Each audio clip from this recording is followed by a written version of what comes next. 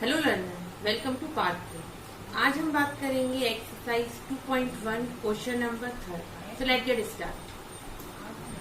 So in question number 3, in a magic square the sum of number in each row in each column and in a diagonal is same. Is this a magic square?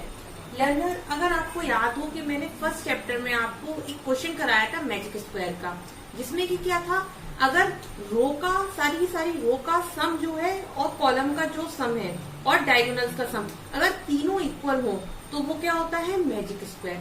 Similarly हमें वही same trick यहाँ follow करनी है, but यहाँ हमें बात करनी है किसके बारे में, फ्रैक्शंस के बारे में। तो देखिए मैजिक स्क्वायर यहाँ दिया हुआ है, सब यहाँ पर आपको फ्रैक्शन में दिए हुए हैं।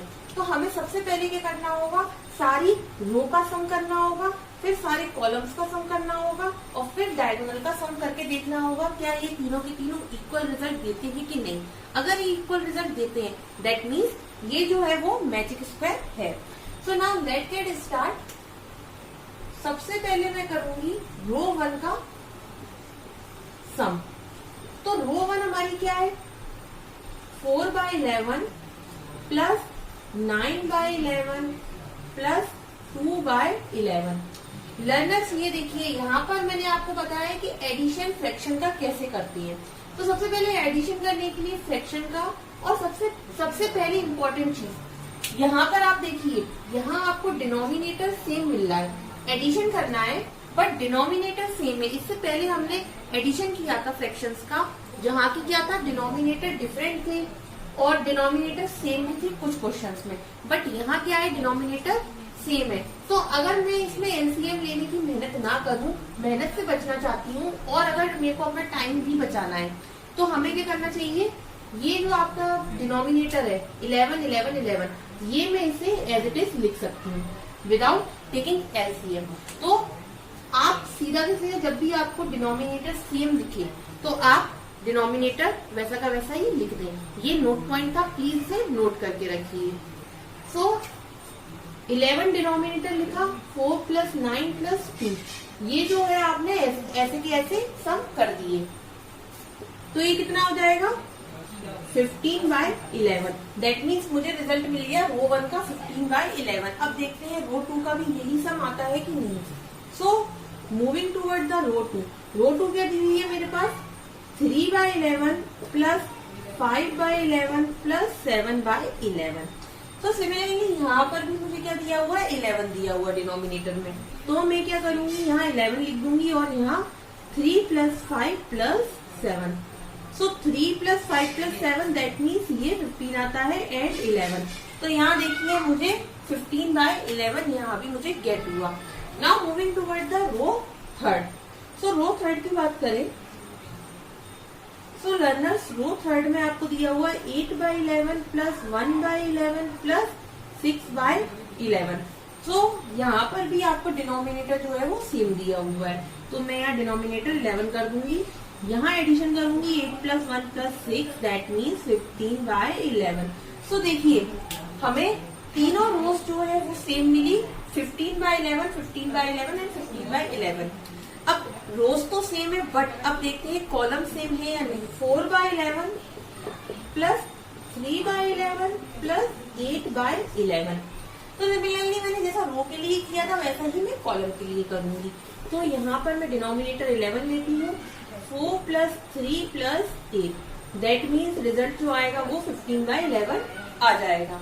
Now moving toward the second column. Second column में आपको दिया हुआ है 9/11 प्लस 5/11 प्लस 1/11 दैट मीन्स ये कितना हो जाएगा आपका, मैं इसे यहाँ लिख रही हूँ, 11 डिनोमिनेटर कॉमन है यहाँ इसलिए, फिर 9 प्लस 1 प्लस 5 दैट मीन्स 15/11। तो देखिए रिजल्ट यहाँ पर भी मुझे 15/11 ही मिला। Now moving toward the column 3, अब देखते हैं अब भी हमें मिलता है या नहीं मिलता है। सो 2/11 प्लस 7/11 प्लस 6/11। 11 सेम है, 11 ऐसे कैसे लिखूंगी मैं। Now 2 plus 7 plus 6 that means अभी भी हमें 11 15/11 ही मिला। सो रो सेम थी, कॉलम रो का लर्नर्स रो का सम जो था वो सेम था, कॉलम का सम जो था वो सेम था। Now moving toward the diagonal. अब देखो इसके बारे में बात करूं मैं तो ये डायगोनल लेते हैं हम 4/11 प्लस 5/11 प्लस 6/11। सो इसका समेशन करूंगी मैं डिनोमिनेटर में एज इट इज। सो देखिए 15/11 मुझे फिर से गेट हो गया है। दैट मीन्स मैं आप लिख सकती हूँ ये कि row equals to column equals to diagonal equals to 15/11। So it is a magic square. So ये मैजिक स्क्वायर है। सो ये क्वेश्चन में हमने प्रूव कर दिया कि ये मैजिक स्क्वायर है। Now moving toward the next question. Moving toward the question number 4। A rectangular sheet of paper is 12 1/2 centimetre long and 10 2/3 centimetre width. Find its parameter. एक कोई रेक्टेंगुलर शीट दी हुई है। सपोज ये कोई रेक्टेंगुलर शीट है मेरे पास जिसकी हमें क्या दिया हुआ है 12 1/2। दैट मीन्स ये लॉन्ग है इतना 12 1/2 सेंटीमीटर लॉन्ग और इसकी विड्थ जो दी हुई है वो कितनी दी हुई है 10 2/3। अब ये मिक्स फ्रैक्शन में लिखा हुआ है तो इसे हमें सबसे पहले फ्रैक्शन में कन्वर्ट करना होगा। सो मैं यहाँ ऐसे साइड में कन्वर्ट कर रही हूँ। लर्नर्स मैंने इससे पहले के लेक्चर में आपको बताया था कि किस तरह से इसे मिक्स फ्रैक्शन को फ्रैक्शन में कन्वर्ट करते हैं। पहले इसका इसमें इंटू देते हैं 10 × 3 प्लस 2 और जो डिनोमिनेटर में है उसे एज इट इज लिख देते हैं। तो ये मुझे मिलेगा 10 × 3 that means 30 plus 2 that means 32/3। 32/3 ये मुझे गेट हो गया। अब 12 1/2 के बारे में बात करें तो मैं यहाँ ही इसको सॉल्व करके दे रही हूँ आपको। 12 1/2 that means 12 × 2 plus 1 divided by 2। सो ये हो जाएगा 24 प्लस 1 डिवाइडेड बाय 2। तो यहाँ हमें मिलेगा 25/2। तो ये मुझे रिजल्ट मिल गया मिक्स फ्रैक्शन से फ्रैक्शन में। अब रेक्टेंगुलर शीट के बारे में बात कर रहे हैं और उसके पैरामीटर के बारे में बात करना है। तो rectangular sheet that means rectangle का पैरामीटर। तो सबसे पहले रेक्टेंगल का पैरामीटर लिखना होगा हमें यहाँ पर। सो पैरामीटर ऑफ रेक्टेंगल कितना होता है 2 × length plus breadth. That is the parameter of a rectangle 2 × length plus breadth. So length मुझे गिवन है, ब्रेथ मुझे गिवन है। सो यहाँ फॉर्मूले में बस पुटअप करना है उसको। सो कैसे करेंगे इसको हम अब 2 × लेंथ कितनी दी हुई है आपको लॉन्ग है 12 1/2। 12 1/2 दैट मीन्स 25/2। 25/2 प्लस विड्थ कितनी दी हुई है 32/3। 2 × यहाँ पर 25/2 और 32/3। यहाँ मुझे एलसीएम लेना होगा 2 और 3 का, राइट। सो एलसीएम लेंगे हम 3 और 2 का। 2 और 3 का मैं एलसीएम लेती हूँ। सबसे पहले सबसे छोटे नंबर से मेरे को डिवाइड करना होता है। सो यहाँ आ जाएगा 1 और यहाँ आ गया 3। यहाँ 3 और 1, that means 3 × 2 that means 6। So denominator 6 आ गया। ये उसके बाद में 2 का डिवाइड करेंगे मतलब 6 कितनी बार आता है 2 की टेबल में। सो 2 की टेबल में 6 3 टाइम्स आता है तो 25 × 3 प्लस यहाँ देखते हैं तो 2 बार आता है 3 की टेबल में 6। सो 32 × 2 फाइन।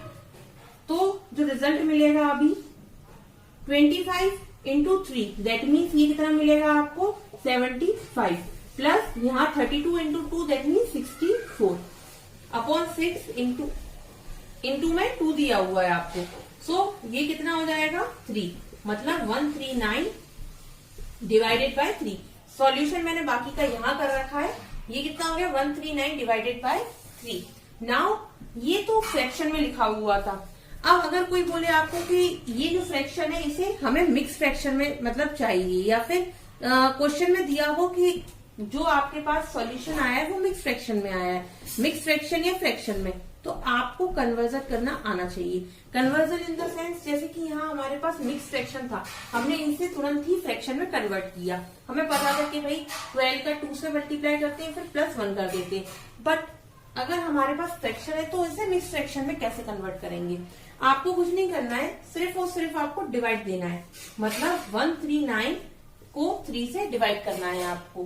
फाइन, तो जो आपके पास फ्रैक्शन है उसे आपको केवल डिवाइड करना है। तो 3 में आप 13 से देंगे तो ये कितनी बार जाएगा 4 टाइम, मतलब यहाँ आ जाएगा 12, तो ये आपका आ गया 19। फाइन, अब उसके बाद में ये आ जाएगा कितना आपके पास 6 3 जा 18। अब यहाँ आ गया आपका 1। अब आपको सिर्फ और सिर्फ किसके ऊपर फोकस करना है, यहाँ आपके पास जो आया है रिमाइंडर और जो आपके पास यहाँ आया है क्वोशंट और जिससे हम डिवाइड कर रहे थे, उन 3 टर्म्स के ऊपर आपको फोकस करना है। तो हम final result mix fraction by 3 centimetre.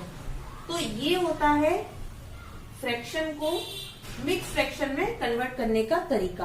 आपको सिर्फ और सिर्फ जो फ्रैक्शन में दिया हुआ है उसे आपको डिवाइड करना है, और डिवाइड करने के बाद में उसका क्या करना है, आपको जो आपका फाइनल आंसर आया है वो यहाँ लिखना है, उसके बाद में मतलब होल नंबर लिखना है, उसके बाद में 1 जो है जो आपका रिमाइंडर आया है वो आपको न्यूमरेटर में लिखना है, और जो 3 जिससे आप डिवाइड कर रहे हैं वो यहाँ लिख देना है आपको। फाइन, तो ये था